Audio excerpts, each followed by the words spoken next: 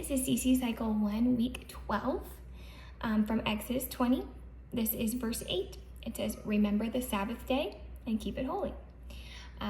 So you're going to do the sign for remember, just like an A hand shape. Dominant hand comes to your forehead, and then you bring it down and tap it on your other thumb. Remember the Sabbath day. You do the sign for rest, which is flat hands. Sabbath.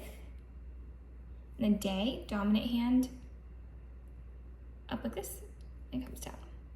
So remember the Sabbath day.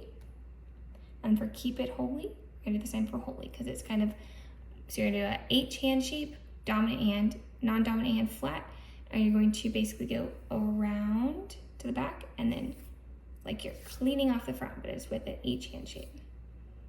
Okay, so remember the Sabbath day and keep it holy. Okay, H, and then clean flat hand. It'll sound like this. Punished who misuses his name. Remember the Sabbath day to keep it holy.